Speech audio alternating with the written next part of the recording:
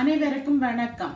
DS life ஸ்டைலுக்கு உங்களை அன்போடு வரவேற்றுக் கொள்கின்றேன். இன்றைக்கு டைட்டில் பார்த்தோன்னே உங்களுக்கு தெரிஞ்சிருக்கும் என்ன ரெசிபி அண்டு இந்த நாட்டில் விரும்பி சாப்பிடக்கூடிய ஸ்வீட் ரெசிபி குவாக்பெல்ஷன். இதை இப்போ எங்களோட ஊரில் பணியாரம் பலகாரம் எதை வேணான்னு சொல்லலாம். அந்த ரெசிபி தான் பார்க்க போகிறோம். அதுக்கு தேவையான பொருட்களை இப்போ பார்க்கலாம் வாங்க. இதற்கு தேவையான பொருட்கள் 2 கப் கோதுமை மாவு எடுத்திருக்கிறேன். இந்த கப்பால் அதே கப்பால் முக்கால் கப் வந்து சுகர் எடுத்துருக்கேன், சீனி, 4 முட்டை, கொஞ்சமாக உப்பு சேர்க்க போகிறேன், ஒரு பாக்கெட் 500 கிராம் குவாக் வந்து எடுத்துருக்கிறேன். மற்றது இதற்கு தேவையான வெனிலா சுகர், பக் புல்வர், பேக்கிங் பவுடர். மற்றது அதுக்கு வந்து பொரிச்ச பிறகு மேலே பூசுறதுக்கு கொஞ்சம் சுகர் எடுத்து வச்சுக்கிறேன். இவ்வளோ தான் இதுக்கு தேவையான பொருட்கள். நீங்கள் வந்து இதுக்கு பதிலாக குவாக்கு பதிலாக தயிர் சேர்க்கலாம், ஃபெட் குறைஞ்ச தயிர். இவ்வளோ பொருட்களையும் வச்சு 2 கப் மா 500 கிராம் குவாக்கை வச்சு 30 குவாக் பெல்ஷன் செய்யலாம். முதல்ல முட்டையை ஒரு பவுலில் சேர்க்குறேன்.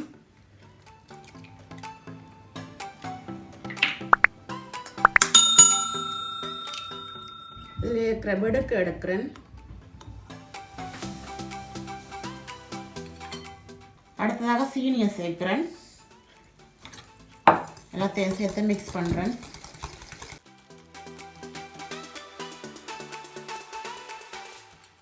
அடுத்ததாக குவாக் சேர்க்கிறேன்.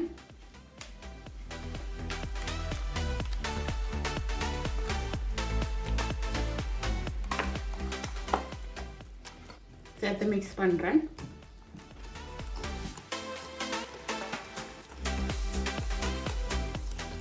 இப்போ இந்த குவாக்கை மிக்ஸ் பண்ணி முடிச்சிட்டேன்.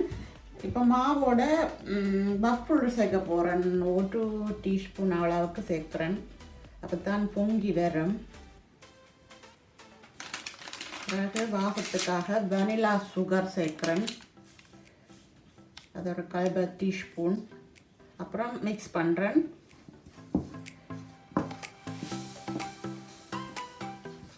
அடுத்ததாக இந்த மாவை இதோட சேர்க்குறேன், குவாக்கோட.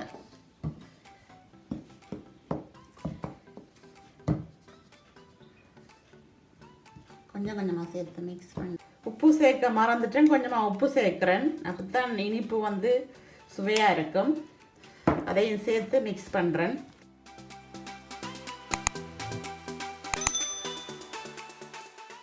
இப்போ நன்றாக குழைத்து விட்டேன். உங்களுக்கு கொஞ்சம் இன்னும் திக்காக இருந்தால் கொஞ்சமாக தண்ணி சேர்க்கலாம், அல்லது பால் சேர்க்கலாம். நான் ஒன்றும் சேர்க்கல. இப்போ வாங்க பொரிக்கலாம். அடுத்ததாக அடுப்பில் சட்டியை வச்சு பொரிக்கிறது தேவையான எண்ணெய் விடுறேன். நான் சொன்னேன் ப்ளூமன் ஆயில் எடுத்துருக்கிறேன். கொஞ்சம் கூடவே விடணும், அப்போ தான் நல்லது பொரிப்பதற்கு. 1 லிட்டர் எண்ணெய் விட்டுருக்கிறேன். வந்து நல்ல ஹீட்டில் இருக்கக்கூடாது. நல்ல ஹீட்டில் இருந்தால் டக்கனை போட்டோன்னா கரைத்து உள்ளுக்கு வேகாது. இப்போ போட்டு காட்டுறேன். இப்படி இந்த அளவு ஹீட்டில் இருந்தால் காணும். மீடியம் ஹீட்டில் அடுப்பை வச்சுக்கொண்டு போட போகிறேன். முதல்ல கரண்டியை எண்ணெயில் துவச்சிட்டு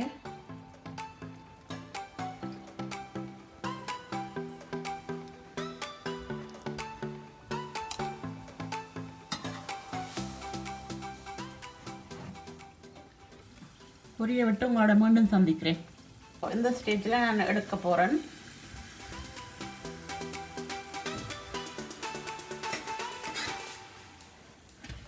இதை அப்படியே சுகரில் டிப் பண்ணி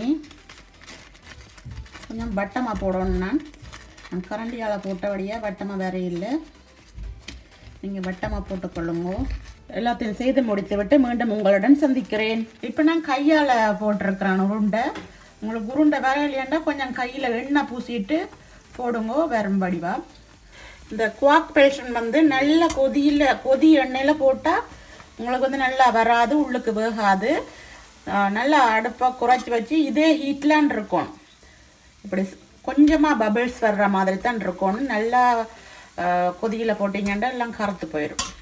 நான் விட்ட எண்ணெய் வந்து அப்படியே இருக்கிறது, எண்ணெயெல்லாம் குடிக்காது. அடுப்பை வந்து நல்லா குறைச்சி விடுங்கோ. இந்த ஹீட்லாம் பொரிக்கணும், இல்லாட்டி டக்குன்னு கருகி உள்ளுக்கு வேக வந்துடும்.